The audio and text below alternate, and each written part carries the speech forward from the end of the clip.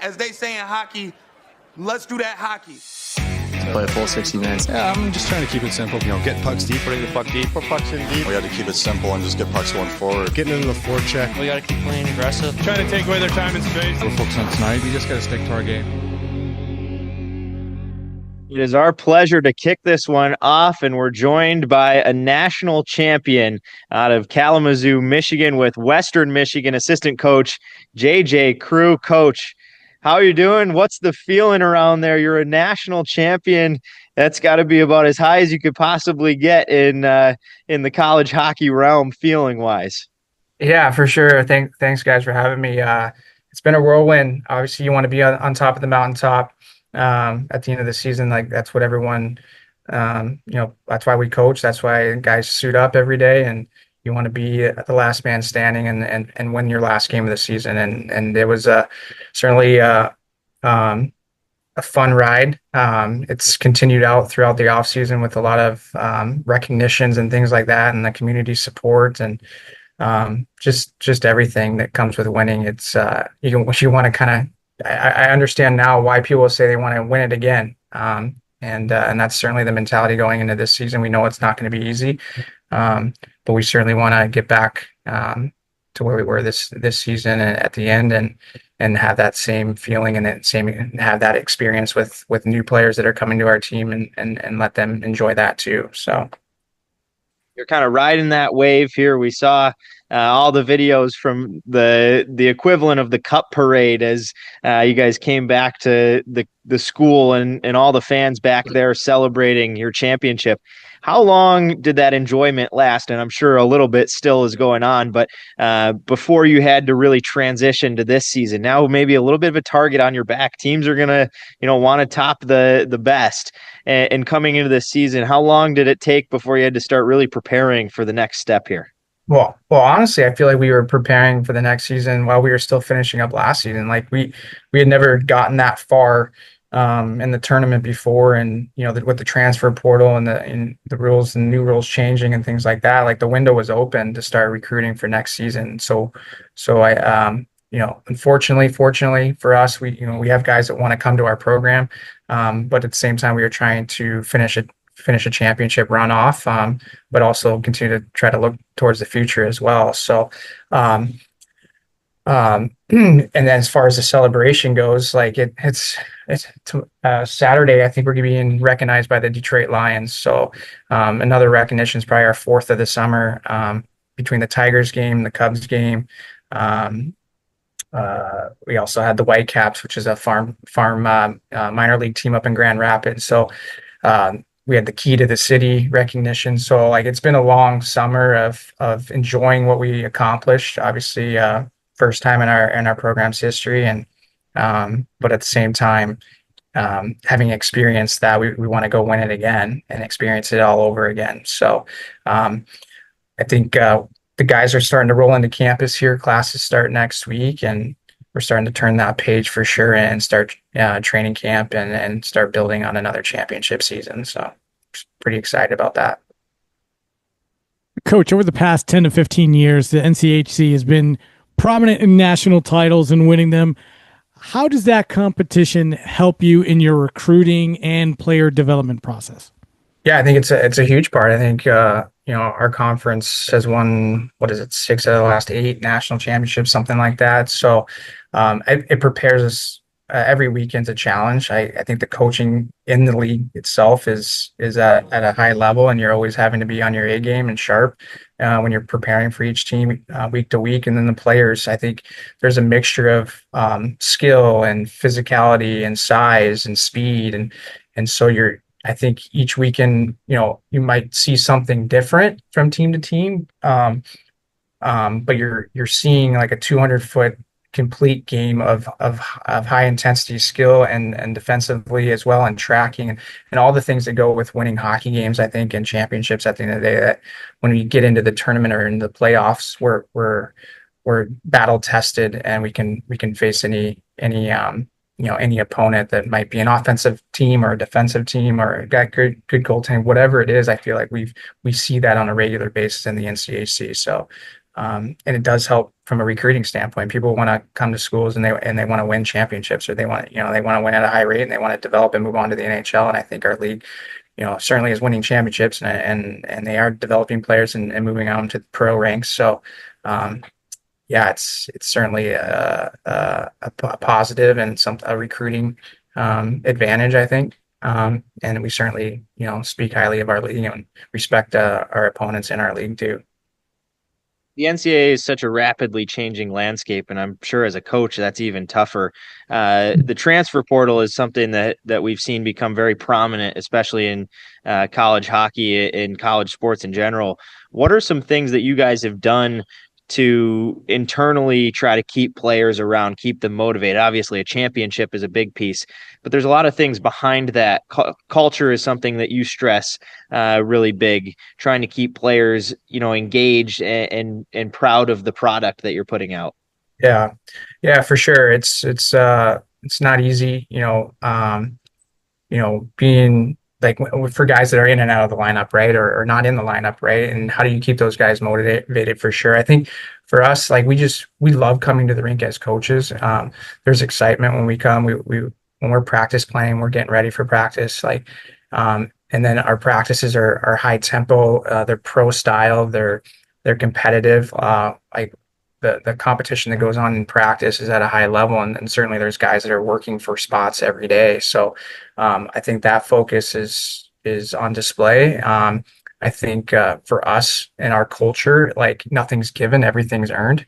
That's a big part of what we do here, and I think it doesn't matter who you are, from top guy to bottom guy. Like you put on the skates and you get out there, and you compete every day, and you try to get better every day, and it's only going to make our team better, but individually it's going to make you better too. And I think our guys have a great understanding of that, and enjoy each other's company, and certainly that competitive, healthy competition is great. And but and then to see the guys that have success moving on to the NHL level, whether they're drafted or undrafted, speaks for itself too. And guys, understand the challenge, and they try to, embrace it as much as possible. So it's very player centric and player driven. Like we empower our guys to make, the changes that they want to make within that locker room. And it's an open door policy with our staff. So it's like, we want to give you whatever you need to be successful. And it's truly an open, honest conversation. And guys, they kind of thrive in that environment. So. Coach, when you talked about the importance of the NCHC, excuse me, and the competition, you talked about goaltending. You guys rode a true freshman all the way to the Natty last year. What did you guys see in recruiting him and part of his development throughout the year? Did anything kind of sort of click with everybody in the room, including in your room, to say, yeah, this kid's special. We got something brewing here?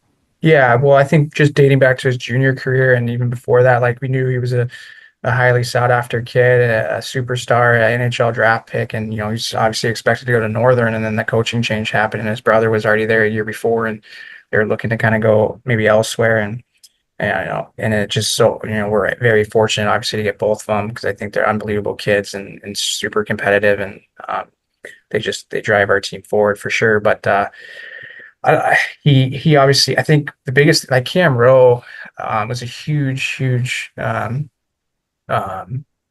factor in our championship as well. I know he didn't play in the playoffs and whatnot, but for his maturity and his leadership, the first conversation he had with Hammer was once we recruited him, and he knew that he was coming, and the challenge that was going to probably be in that he wanted to welcome him to the team. He's like, give me his phone number, I want to talk to him.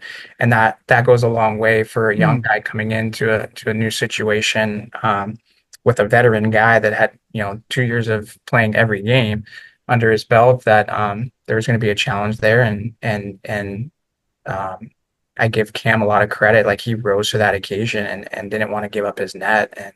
And obviously with Hammer and his ability to just be cool, calm, and collected. There's two different goalies, do it different ways, but still very, very effective for us. And they carried us throughout the whole season. I mean, that Friday, Saturday rotation it just kept going and going. And I don't know if there was one specific thing or that maybe was the ultimate deciding factor on which direction we were going to go. I know as a staff we talk about it, and Firsch makes the ultimate decision, and that's why he gets paid the big bucks. So if you want to ask him that question, but ultimately, like, we had two 1-2 punches that it didn't matter who was in net. I think we were a confident group that we were going to win no matter what. So yeah, just fortunate to have both of them, and yeah, I wish Cam nothing but the best in his pro career, and he just signed in I think it's Jacksonville or something. So and I think he's going to do great things at the pro level too. So. And that says a lot on the culture that you've built there. Exactly what you just said. Western Michigan really gained headlines as a school that beat NIL, and having no players on NIL contracts, as that becomes a growing disparity in college sports, and really in college hockey is becoming noticeable. What will small schools have to do going forward to keep up with those quote unquote NIL powerhouses like the Big Ten schools that you see in the headlines throwing money at kids, and try to find success stories like you guys had? Yeah, I mean, certainly we're not going to be able to moving forward do the same thing. But at the same time, like, I think talking about culture and what we look for in players and people, like, I don't think that's going to change, right? We're still trying to, when someone moves on, we're trying to, we look for players that can replace that, what he provided for our team, right? And I think when you do things like that and you're still continue to develop and replace, and try to kind of, position guys to be in the successful positions to have success, or the most, put them in a position to have success, like, I think you're gonna still see that, because that's your MO, that's your culture, that's what you live by. And I think with the honest and open conversations that we have with these student athletes now, with money kind of coming into it, I think it's still an earned thing. And we don't guarantee things. We never have, we never will. So you still got to earn those things, and it's still going to be a daily thing. From that aspect. And we want guys to want to be at Western Michigan. It's a great program. It's a great university from an academic standpoint, a hockey standpoint. Like, so we're still going to want people to choose us, and the money it'll become a conversation. But I think first and foremost, like, we want you as a hockey player and a person, and you should want us as a school and a coaching staff too, right? So, and once we can get those, those things figured out, then we can start talking about the other things. But it's going to be interesting to see how this unfolds, right? Because you're going to have guys that are making a lot of money, and it might be for a year, and then they might be going pro, and then you have guys that have been there for 3 years in the trenches, and I don't know what those locker rooms are going to look like, right? So it's a balance. It's going to have to be, it's going to have to be balanced to some degree. But it's time will tell, I guess. I think we're going to continue to live by what our expectations are, and how we recruit the hockey player, and then the people that we want to bring in. And then, obviously have to reward them as well as they've earned it. So, Coach, you talked about not really, I don't want to say not really enjoying the championship run, but during the championship run, the portal being open and you guys still needing to do a lot of recruiting. That being said, College Puck NXT has 4 of your players on the all transfer portal team for your conference. Combine that with defending national championship. What does that do for your expectations? Does that change in the locker room, or is that bulletin board material for other teams when they face you? How do you guys approach that? Yeah, I mean, it's obviously anytime we can be, recognized for helping, develop players and moving them on to the next level. We're gonna embrace that for sure. But at the same time, the players that have come before them have all put in the work every day. So their successes have been our successes, and yeah, we look at it, and it's all positive for sure. We've had Galambos, and you have Kramer, and you have technically Alex Bump was a transfer technically, and Sukinski, the Sukinski brothers, and they've all had career years. Sam Colangelo, and all these guys have had career years when they've come here. And so I think more and more people are seeing, what Western Michigan is all about in terms of developing and the culture that they build. And I mean, some of those guys, we had our alumni golf outing and in July, and they've spent 2 3 years at a different school, and then their alumni golf outings are at the same time, and they've been coming to ours. That they've only been at our program for a year, and I think that speaks volumes, to what Western's in Kalamazoo is all about. So, but yeah, we're going to continue to keep getting players from, whether it's the transfer portal, whether it's the young 15 16-year-old, whether now it's the CHL. Like, we're trying to find the best players that we could possibly find, and the best people, and that want to come to work every day and get better. And yeah, that's what we're looking for. So Last question from me, Coach. And you kind of talked about this before we got on the air. You talked about the Lawson Lunatics there, going to your hockey games. Your fans are extremely rowdy, and with the snafu that happened at SNHU Arena, with the soft ice and the goal coming off its moorings multiple times, there's been discussions with regional sites at top seeds. What would that look like for you guys with regards to having your fans there, with the opportunity to host 2 games before going on ultimately to the Frozen Four? yeah, I think it would be great for college hockey. How can we put our product in front of the most people? And I think the product, when you're filling these stadiums and they're having a full building versus a half empty building, like, I think it goes a long way. So I think it'd be huge, certainly for us, and pretty much all of college hockey, if they're having home games with their fans in the building and a packed house. I think that's the best experience for the student athlete. It's the best way to grow our game. So I'd be, certainly all for that. And the Lunatics, I'm sure would love it. And I think it'd be a hard place to play. That's for sure. Well, they made the trip in numbers down to St. Louis for the championship. We'll finish it off here. You've said it's going to be tough to maintain what you guys just did with the changing landscape, but the expectation is still high. You're chasing that feeling. What comes next for Western Michigan? Yeah, I think just continue to get better each and every day. I think that's all we can ask of our players, is to give us 110% every day. And I think you'll be excited and happy to see what their end result is at the end of the day too. So it's going to be challenging because, yeah, we're going to have a target on our back for sure.